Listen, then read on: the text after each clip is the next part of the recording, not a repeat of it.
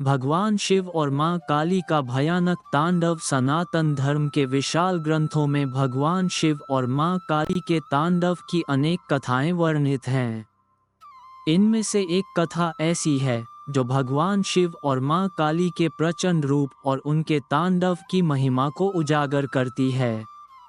ये कथा न केवल उनकी शक्ति और उग्रता का परिचय देती है, बल्कि यह भी दर्शाती है कि वे सृष्टि की सुरक्षा के लिए अपने प्रचंड स्वरूप का प्रदर्शन करते हैं। कथा का प्रारंभ ये कथा तब की है जब पृथ्वी पर राक्षसों का अत्याचार अपने चरम पर था। रक्तबीज नाम का एक असुर था जिसने अपनी तपस्या और कठिन साधना से ब्रह्मा जी से वरदान प्राप्त किया था। वरदान ये था कि जब भी उसके शरीर से खून की एक बूंद गिरेगी, वह एक नए रक्तबीज असुर को जन्म देगी। इस वरदान के कारण रक्तबीज और उसके अनुचरों ने संपूर्ण ब्रह्मांड में आतंक मचा रखा था। देवता भी उसकी शक्ति के सामने असहाय हो गए थे। देवताओं ने इस समस्या का समाधान खोजने के लिए भगवान शिव और मां पार्वती से प्रार्थना की। मां पार्वती ने देवताओं की पुकार सुनकर अपने उग्र रूप में मां काली का आवाहन किया।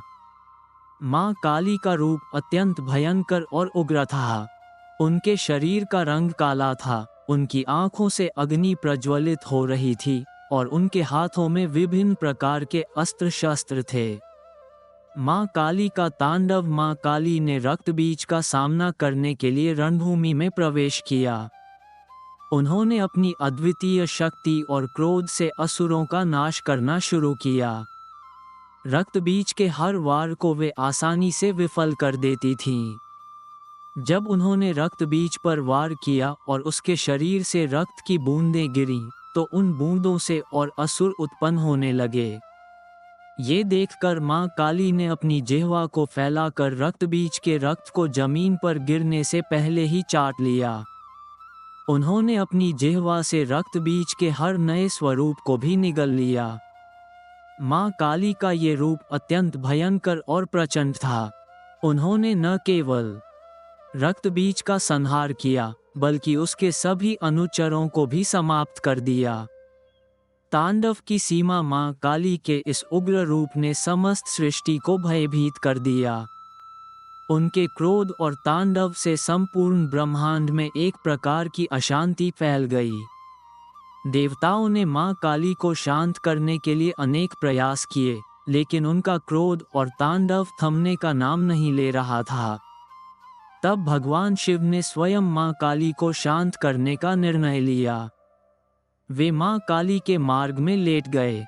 जैसे ही मां काली का पैर भगवान शिव के सीने पर पड़ा, उन्हें यह एहसास हुआ कि वे अपने स्वामी भगवान शिव के ऊपर हैं। ये देखते ही मां काली का क्रोध शांत हो गया और उन्होंने अपनी जिह्वा बाहर निकाल ली। यह उनके पश्चाताप और विनम्रता का प्रतीक था। शिव और काली का मिलन। इस घटना के बाद भगवान शिव और मां काली का मिलन हुआ। शिव ने मां काली को ये समझाया कि उनका तांडव न केवल असुरों के नाश के लिए है, बल्कि सृष्टि की रक्षा और संतुलन बनाए रखने के लिए भी आवश्यक है।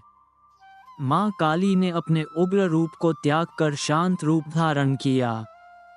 इस प्रकार भगवान शिव और मां काली के तांडव की यह कथा ये सिखाती है कि कभी कभी उग्रता और क्रोध भी आवश्यक हो सकते हैं, लेकिन इनका संतुलन बनाए रखना अति महत्वपूर्ण है। ये कथा सनातन धर्म में शक्ति, विनम्रता और संतुलन की महत्ता को दर्शाती है। आध्यात्मिक महत्व। भगवान शिव और मां काली के तांडव की यह कथा हमें ये सिखाती है कि जीवन में कठिनाइयों और असुरताओं का सामना करते समय शक्ति और धैर्य का संयम बनाए रखना आवश्यक है। मां काली का उग्र रूप ये दर्शाता है कि अन्याय और अत्याचार के खिलाफ खड़ा होना धर्म का पालन करना है। वहीं भगवान शिव का शांत और संयमी स्वभाव ये सिखाता है कि क्रोध और उग्रता को सही समय पर नियंत्रित करना भी उतना ही आवश्यक है। इस कथा के माध्यम से हमें ये प्रेरणा मिलती है कि जीवन में शक्ति और संतुलन का समन्वय ही सच्चे धर्म का मार्ग है।